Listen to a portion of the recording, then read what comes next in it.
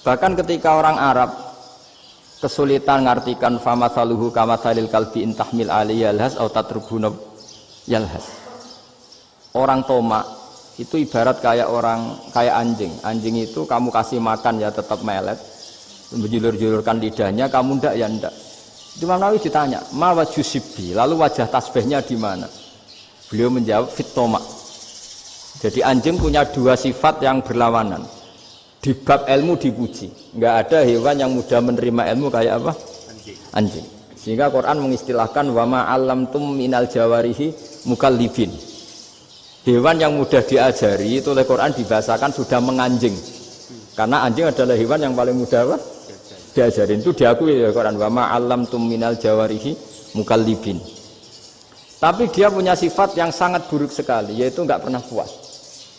Makanya ketika Bal'am bin Ba'ura, ada tokoh yang kedonyan ya, itu kalau diistilahkan Quran walakinnahu akhlada ilal ardi wattaba'a hawa famathaluhu kamathalil kalbi in tahmil alaihi yalhas aw tatrukhu yalhas. Jadi anjing punya dua sifat yang berlawanan. Di bab ilmu dipuji karena paling mudah diajarin. Itu saya pernah ke Malaysia, diceritain sama polisi Malaysia.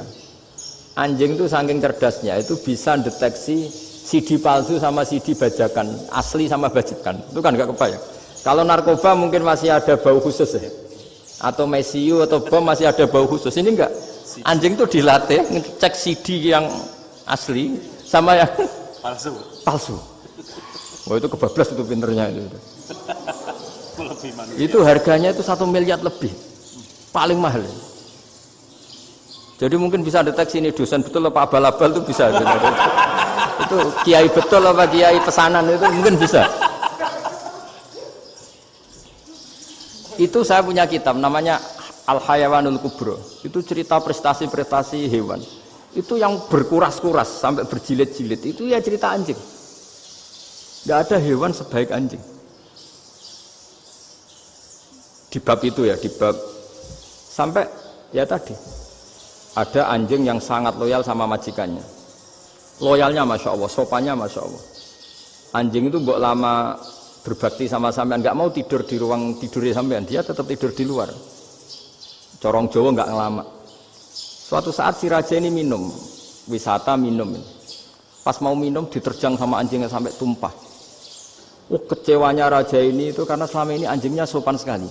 Sekedar ganggu di ruangannya nggak pernah, malah ini mau minum, minuman yang disukai diterjang anjingnya tumpah. Marah kan anjingnya di mana? Ternyata apa? Minuman itu anjing ini tahu kalau minuman itu beracun, diracuni oleh musuhnya. Itu saking hebatnya anjing sampai ketika ngawal rajanya itu tidak sekedar ada penjahat atau maling.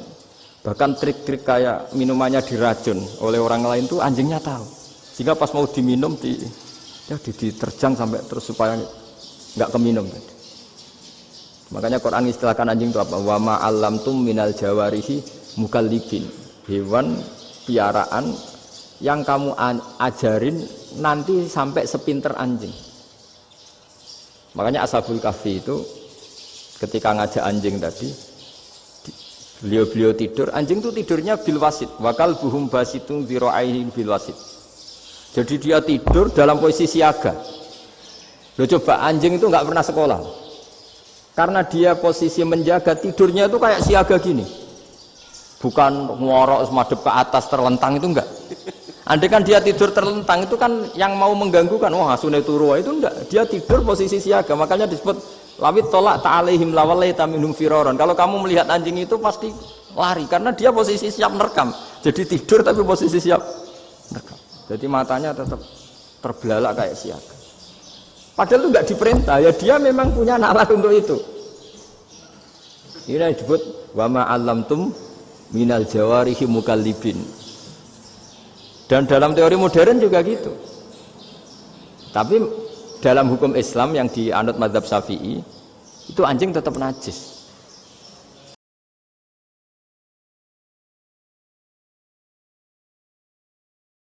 Terima kasih Pak, terima kasih. Jadi Bapak dan Ibu sekalian, Sungai Batanghari buat kita, saya termasuk di dalamnya, di sana adalah dulu mandi di tepi sungai, di apa nama Kampung Jelmu, Melayu itu Arab Melayu itu mandi. Nah, sementara kita buang air di situ, buang kotoran, buang ini, dan jelas. Nah, kalau itu air yang rumus dasarnya suci, maka air itu suci, kecuali, nah tadi ada kecualinya, berubah warna, berubah rasa, dan berubah bau. Nah, kalau ternyata berubah warna, air itu agak kehitam-hitaman, lihat dulu yang merubah ini apa. Kalau yang merubah ini rumput, tadi saya jelaskan rumput, itu tidak apa-apa. Tapi kalau yang merubah ini, maaf, kotoran manusia, berarti air hitam ini adalah bekas kotoran manusia yang di sana jebol dari WC mungkin. Nah, kalau ada perubahan itu apalagi sampai menimbulkan bau, nah ini jelas tidak boleh, tidak termasuk bersih. Tapi saya yakin kalau di Sungai Batanghari yang lebar itu kemudian ngalir air, ada beberapa timbul pisang gitu ya. Timbul pisang, selama itu tidak merubah warna secara keseluruhan air ini, udah. Kalau ada itu pisang lewat, ya kita jangan berwudu di sebelah sini, biar pisang itu lewat dulu. Lewat duluan, nah kita yakin nih bersih nih, bolehlah berwudu di situ karena airnya banyak. Itu satu. Kemudian kaitan dengan anjing ya. Nah, memelihara anjing boleh untuk menjaga kedaruratan tadi. Kedaruratan kita mungkin menjaga rumah, menjaga maling, menjaga. Tapi apa sampai ke sana ukuran darurat kita? Nah, ini jadi pikiran, jadi pemikiran. Kalau memang tanpa adanya itu rumah kita kebobolan, pasti dicuri orang, pasti macam-macam, maka boleh kita pelihara. Keadaan terpaksa. Ada ad-darurat tubihul mahzurat. Darurat bisa membolehkan segala sesuatu. Tapi kalau masih ukuran biasa seperti rumah kita sekarang ini, tanpa adanya anjing kita biasa-biasa saja. Kita bisa bikin terelis besi, bisa ini. Nah, khawatir apa? Khawatir kalaulah dia menjilat, silakan yang lain. Makan sambil Pak sambil. Makan apa namanya, dalam kondisi kita dijilat oleh anjing sementara kita belum sempat menyucikan dengan ujar Rasulullah tadi, sab'amaratin ulahun nabit turabi. Tidak sempat kita menyucikan seperti kesucian yang sebenarnya dalam ajaran Islam, maka sebaiknya nggak usah lah daripada menimbulkan fitnah ya. Daripada menimbulkan fitnah, saya yakin di tempat kita sini tanpa adanya anjing kita masih bisa bersih-bersih, kita bisa jaga ya kan? Di kebun, kecuali kalau yang di kebun jauh dari orang lain, ada sering terjadi pencurian, harus kita pelihara anjing. Nah, itu pun tidak boleh, tetap hukum tetap berlaku. Artinya kalau ada bejana kita, bekas kita dan dijilatnya, harus wajib disucikan seperti yang diingatkan oleh hadis Rasulullah tadi. Tapi kondisi normal, kita katakanlah kampung kita ini normal saja ya. Apalagi sekarang ini di Masjid Darussabikin, saya ikut juga yasinan di sana malam Jumat Pak. Itu dimulai adanya jaga malam. Jaga malam, digilir jaga malam di sana. Saya kira belum sampai ukuran kebolehan ya. Walaupun pada hukum dasarnya silakan ya, tidak diharamkan memelihara anjing itu, tapi ingat tujuannya apa. Maqasidul ahkam namanya, tujuan hukum dibolehkan itu apa. Tapi kalau tujuannya itu tidak terpenuhi, enggak usah. Saya kira begitu Pak, menurut pendapat saya ya, menurut saya dan beberapa hadis yang saya temui dengan beberapa alasan tadi, saya kira segitu saja.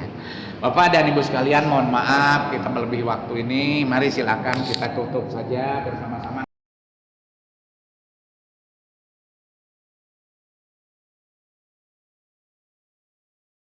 Kemudian pertanyaan selanjutnya datangnya dari Ningsih dari Bandung. Assalamualaikum warahmatullahi wabarakatuh. Assalamualaikum warahmatullahi wabarakatuh. Buya, ada seorang muslimah bercadar yang merawat banyak anjing yang ia pungut dari jalanan.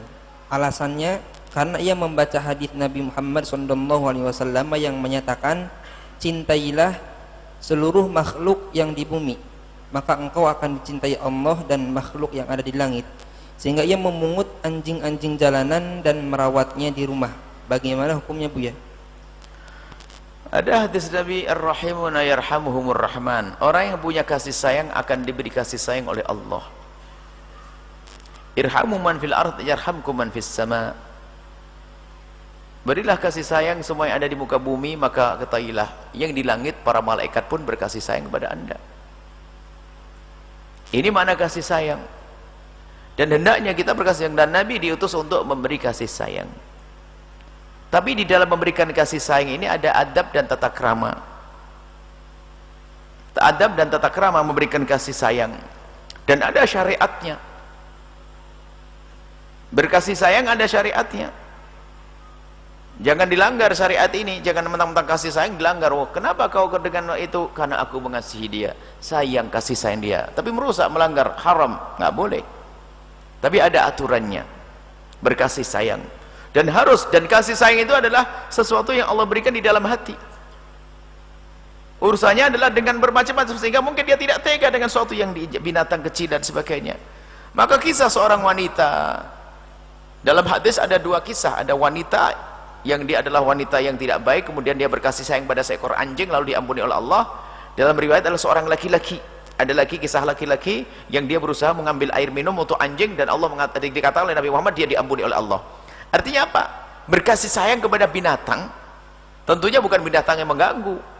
Sebab anjing pun kalau akur, anjing yang mengganggu orang boleh dibunuh. Lalu bagaimana dengan anjing yang tidak mengganggu? Ya anjing, kita nggak boleh berbuat zalim kepada binatang. Anjing yang tidak mengganggu, dia najis, di perut kita pun juga ada najis. Najis yang ada di anjing kalau nempel di baju nggak sah sholat. Kotoran kita kalau nempel baju kita juga nggak sah sholat kok. Hanya digelari mughalladhah, dan kita mutawassithah aja, gelar saja, tapi sama-sama nggak sah pakai sholat. Maka urusan anjing, nah ini ada lagi nanti tata kramanya adalah di dalam bermasyarakat. Kalau masyarakat Anda merasa nggak nyaman, sedih dengan anjing Anda yang selalu menggonggong, mengganggu Anda dan sebagainya, mengganggu tetangga, Anda nyakiti tetangga dong. Apalagi di lingkungan tetangga yang tidak biasa dengan anjing, mungkin dianggap aneh Anda, menyakiti. Jadi adab, tidak semua yang boleh harus Anda lakukan, kan begitu. Kalaupun Anda biarkan, makanya nggak boleh ya. Kalau Anda biarkan, Allah Maha Kasih, jangan sok menyelesaikan segala masalah kok. Anda lepas anjing dan Anda rawat pun Anda makan, sudah disiapkan oleh Allah, sudah disiapkan. Alhamdulillah di pondok tuh tikus gak pernah dikasih makanan khusus, kenyang gede-gede semuanya kan. Jadi kita perlu melakukan sesuatu itu yang sekiranya ya tidak mengganggu orang. Adapun si kisah wanita tersebut, mungkin dia betul berangkat dari kasih sayang yang dalam, saya tidak mengerti, mungkin sekali. Cuman apa yang dilakukan seorang tidak harus Anda tiru. Anda bisa melakukan dengan cara yang lain. Bisa jadi seorang wanita itu punya kasih sayang sejati. Sejati itu dari dalamnya, bukan hanya anjing saja, mungkin dengan yang lain juga kasih sayang. Dengan suaminya punya kasih sayang, termasuk dengan tetangganya dengan kasih sayang. Coba, apa benar Anda punya kasih sayang dengan anjing, tapi Anda nyakiti tetangga? Anda bohong, tidak punya kasih sayang, tetangganya sakit. Baik, kami hanya ingin sebisa mungkin wanita itu betul punya kasih sayang. Ada berasa cadar bukan cadar, nggak ada urusan masalah itu. Boleh kok Anda miara anjing, juga tidak dilarang, asalkan jangan ganggu orang lain. Urusan najis ya disucikan setelah itu. Kita tidak masuk wilayah suudzon kepada wanita tersebut. Sampai mungkin barangkali memang betul tumbuh berangkat, mungkin lihat anjing kecil kurus-kurus di pinggir jalan, ya Allah kasihan banget anjing ini, dibawa pulang, mungkin seperti itu. Kita tidak boleh sok tahu apa yang ada di hatinya seseorang. Hanya kami menyampaikan bahwasanya urusan hal-hal semacam ini di masyarakat kita, masyarakat Indonesia, kaum muslimin Syafi'iyah mengatakan anjing adalah najis mughalladhah, maka ini adalah sebagian orang itu merasa tidak nyaman dengan anjing. Maka kalau Anda ingin miara ya kucing saja atau kambing, bukan anjing. Masih ada kan kasih sayang Anda, bisa Anda tuangkan ke kambing. Anda peluk kambing setiap hari boleh, kan untuk menuang kekasih sayang. Kalau sana anjing, mungkin karena masyarakat Anda tidak senang, anjing boleh Anda bawa, Anda letakkan di tempat di mana di hutan yang banyak binatang-binatang yang lain, Anda bisa terapkan di sana. Jadi mudah. Jadi intinya kita tidak suudzon kepada wanita tersebut, akan tapi di dalam memberikan kasih sayang kita harus punya perasaan kepada yang ada di kiri kanannya. Terlepas dari niat apakah masalah urusan viral tidak viral, kita tidak ingin mendukung orang ingin viral dan sebagainya. Kok nudung, saya tidak tahu hatinya wanita tersebut. Mungkin tulus, hanya kami himbau kepada semuanya, kalau Anda ingin melakukan sesuatu, hendaknya harus Anda tidak hanya mengatakan yang penting Allah ridho. Hei, kalau tetanggamu tidak ridho, Allah juga murka kok, kan begitu. Jadi Anda jangan suudzon kepada wanita tersebut. Saya nggak tahu, saya tidak pernah bertanya dengannya, nggak pernah ketemu, nggak tahu juga kayak apa niatnya. Mungkin dia orang yang betul-betul perasa, lembut hati, mungkin hanya yang diekspos mungkin hanya kambing, anjing saja. Barangkali dia termasuk yang menyantuni tetangganya yang fakir, ribuan orang Anda tidak tahu. Mungkin, saya tidak tahu itu.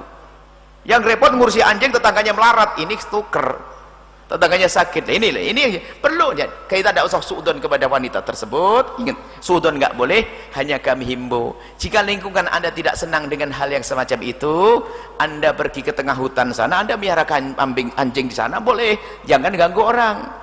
Sebab mohon maaf, urusan anjing adalah dianggap najis, kan begitu, madhab kita najis, sehingga orang takut risih dengan istilah najis. Baik, biarpun ayam kan tidak boleh sebebas-bebasnya kan. Ayam Anda bebaskan, wah anda kerangkeng rumahnya, setiap hari buang empuk di tempatnya tetangga. Ya tetangganya yang ngenes karena nggak boleh marah sama tangga, saya maaf Bu ya, saya sabar, tapi setiap hari saya ngepel. Nah ini, setiap hari saya ngepel, ayamnya paling setiap pagi kakak langsung mampir di teras rumah saya, kemudian langsung pasti buang di situ lah. Ini kan biarpun ayam bukan anjing juga nggak boleh.